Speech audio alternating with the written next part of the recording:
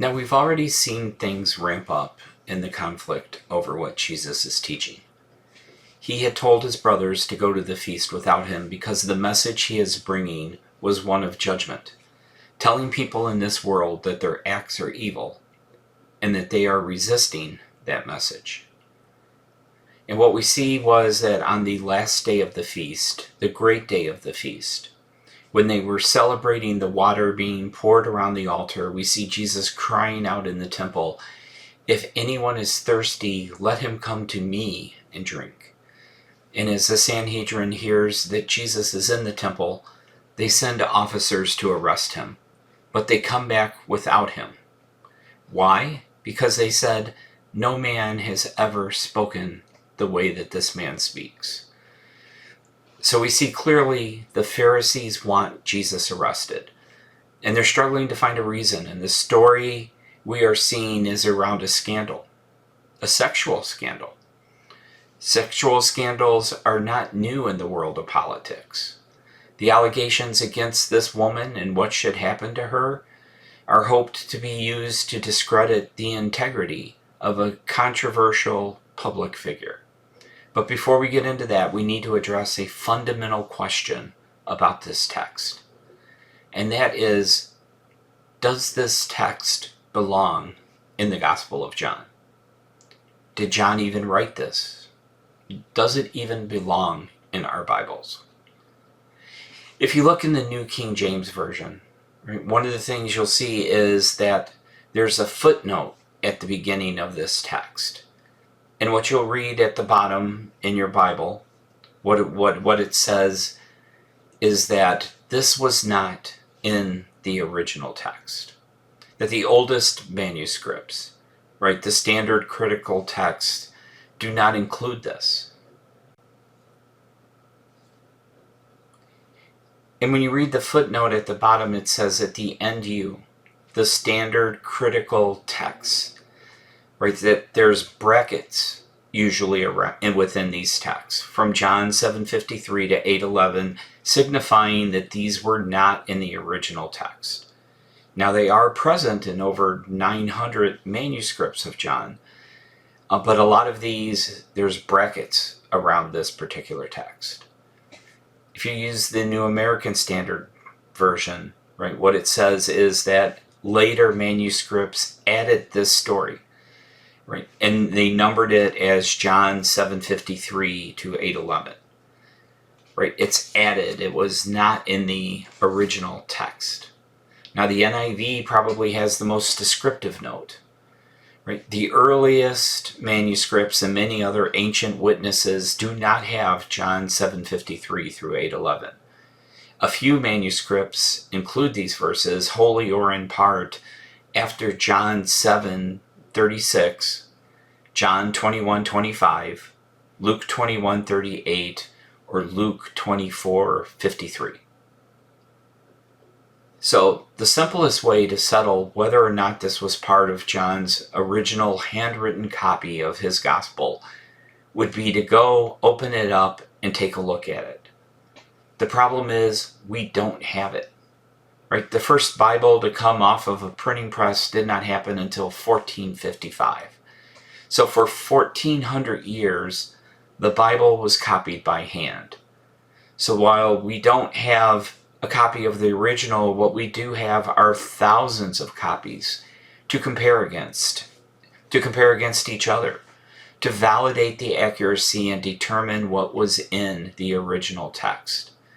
And some of these manuscripts or portions of manuscripts go very, very far back.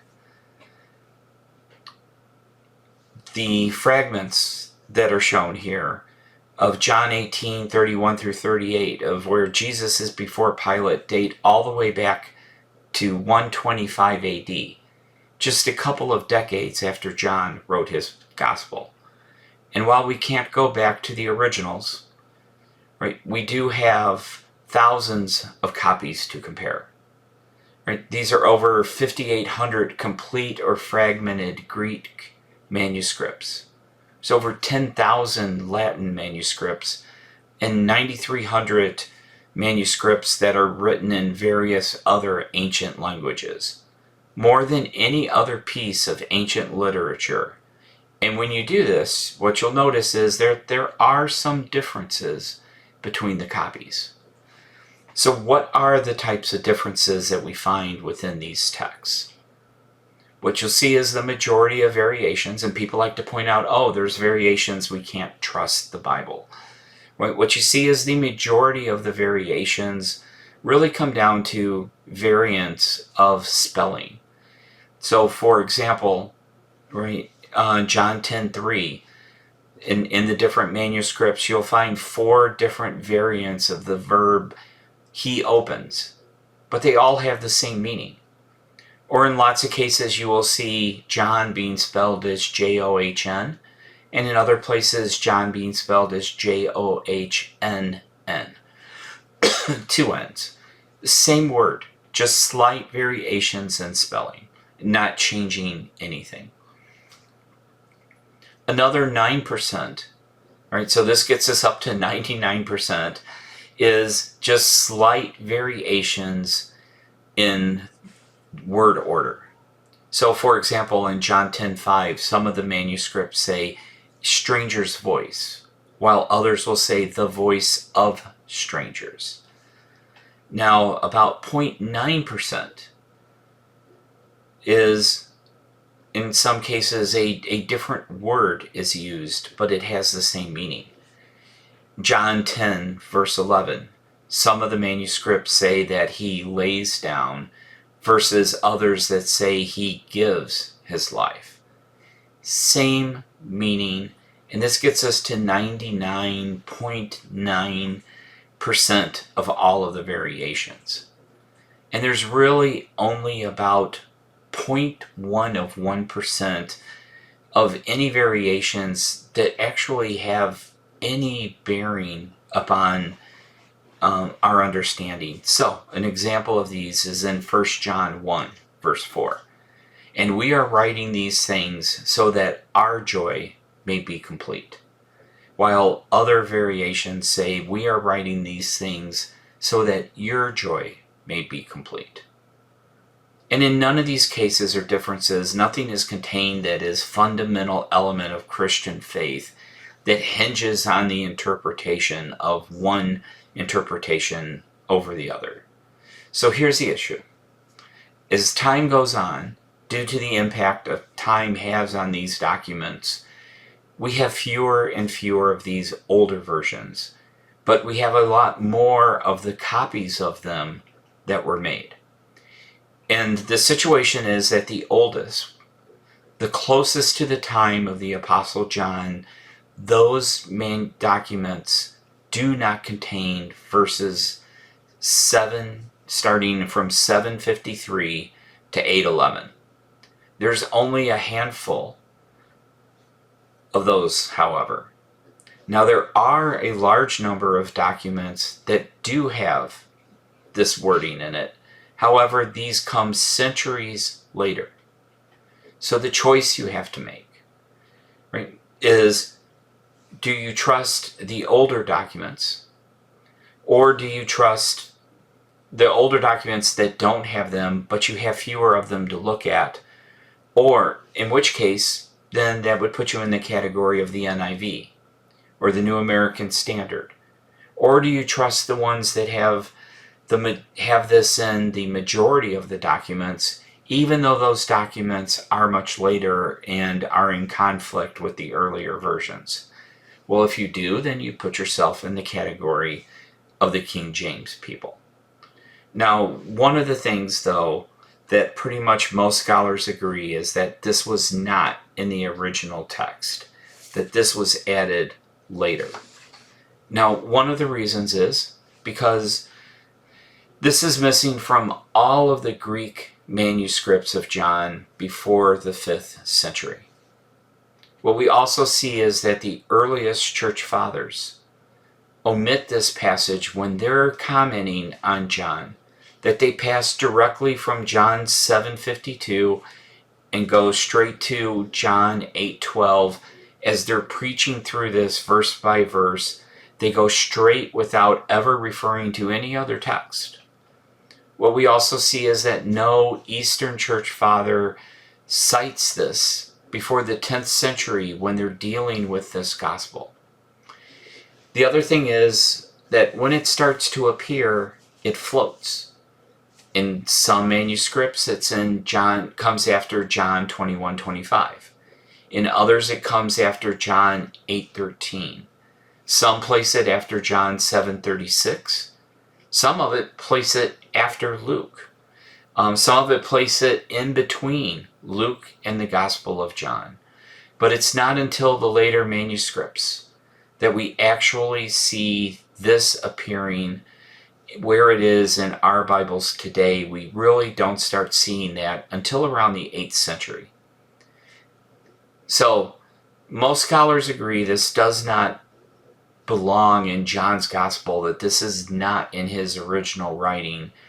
But the question is, does it belong in our Bible at all?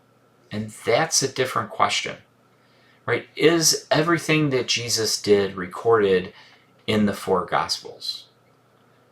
Right? Even John says that, as this was a verse we looked at before, that there were also many other things that Jesus did, which if they were written one by one, I suppose that even the world itself could not contain the books that would be written.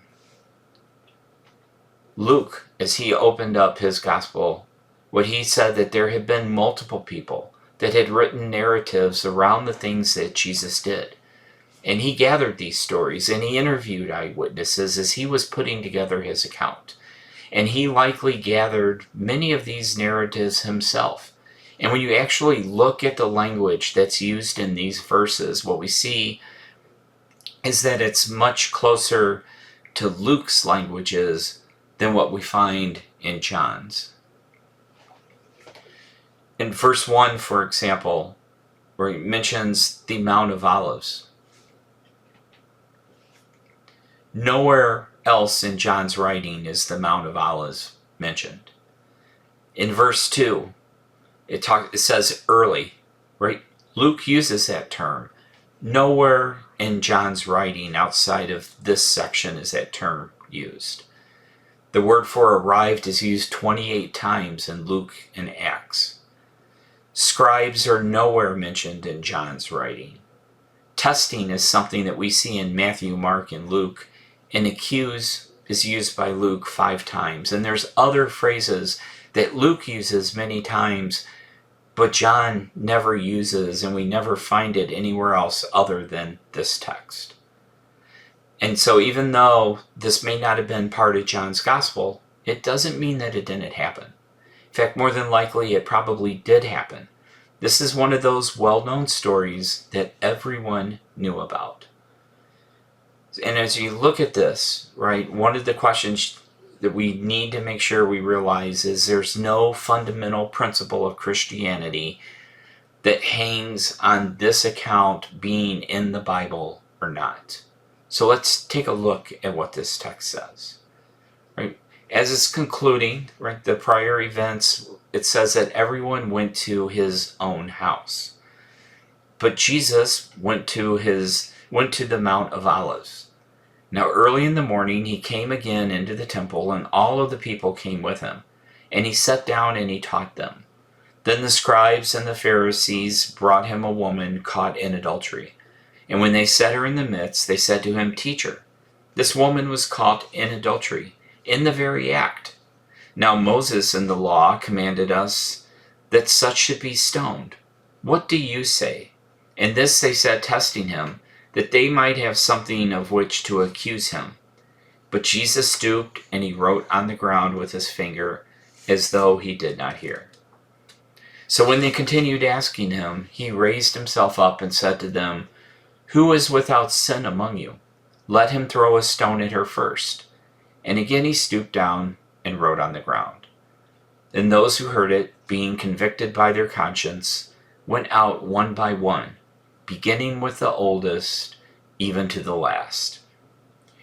And Jesus was left alone, and the woman standing in the midst. And when Jesus has raised himself up and saw no one but the woman, he said to her, "Woman, where are those accusers of yours? Has no one condemned you?" And she said, "No one, Lord." And Jesus said to her, "Neither do I condemn you. Go and sin no more."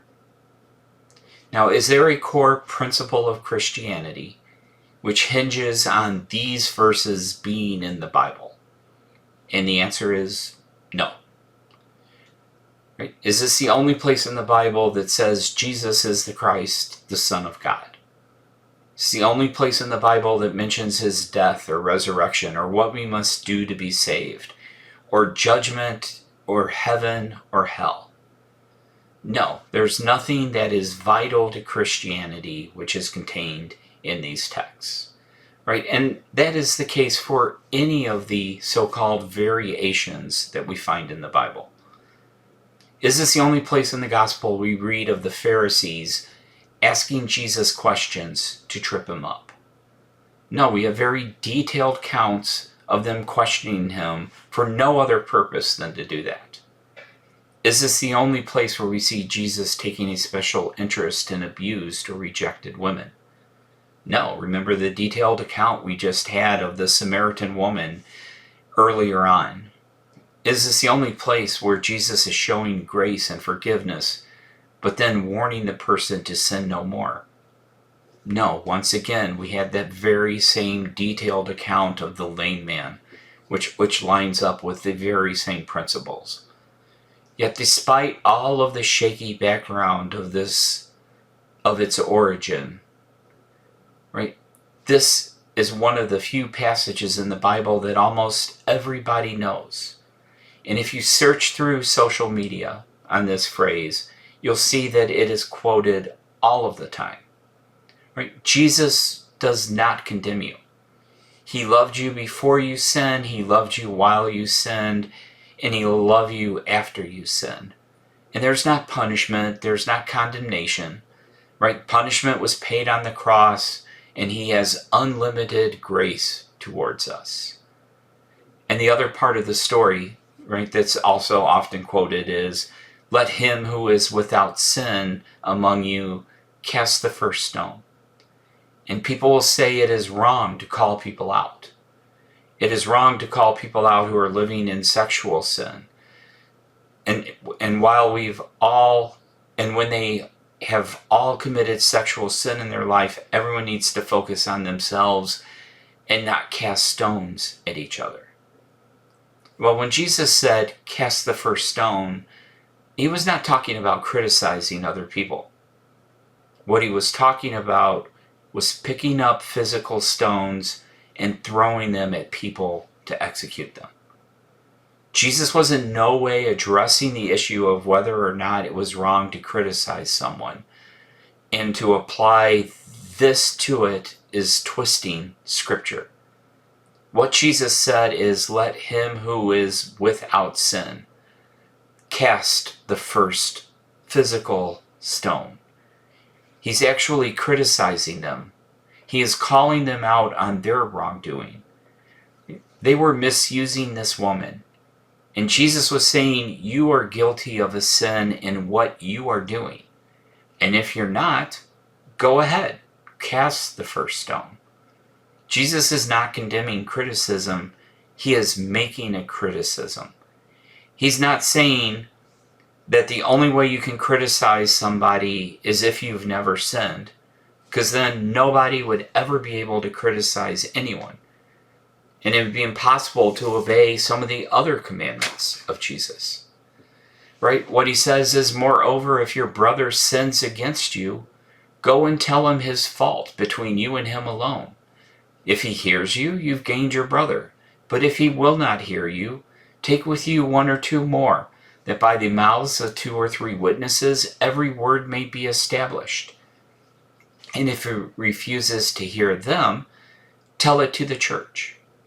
So if the only way that you can call out a brother is if you've never sinned in your entire life, then who would be able to do what Jesus commands here? What Jesus is calling them out on is the fact that they were actually being in sin. And this was something that they were doing at that very moment. Right? The punishment for adultery was death. but the sentence was for both parties, male and female. So Jesus knew what they were doing was trying to trap him. And he knew that they were not concerned about fairness or justice, because fairness or justice has nothing to do with what was going on here. They're trying to trap Jesus. Now, these shepherds, these religious leaders, they actually care so little for their flock. They're so inhumane and so cruel. These religious leaders are willing to play games with the life of this woman just to score some points against Jesus. And Jesus says, if you're without sin, not that you're forever sinless, but if you're not sinning in what you are doing right now, he says, go ahead then, cast the first stone. Well, why would they need to cast the first stone? We see that the law commanded that first of all, multiple witnesses would be needed. And if these were those witnesses, then those accusers, then they had to cast the first stones to execute them. And when they leave, and it's just Jesus left alone with her, right? Could she be stoned by one person? No. The answer was no. The legal hearing was over. So Jesus says, neither do I condemn you. What he has pointed out time and time again, now is not the time for judgment. Now is the time for people to hear the voice of the Son of God. And those who hear him can live. But what Jesus does say is he says, go and sin no more. Right? She was shown grace. And she was given the chance to listen to his voice. But what Jesus has also told us was that one day everyone will hear his voice, and that they will rise to face judgment. Those who have done good to a resurrection of life, and those who have done evil to a resurrection of condemnation. So the question is, though, if the evidence is so weak for this text, why is it still in our Bibles? Even when it's bracketed, why is it still there?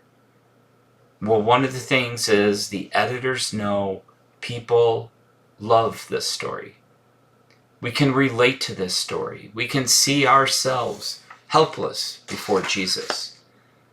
But we don't need this story to understand Jesus' compassion for us. That even though we are helpless, he has shown us grace. And he's given us a second chance to hear his voice, to let that transform us, and to be born again.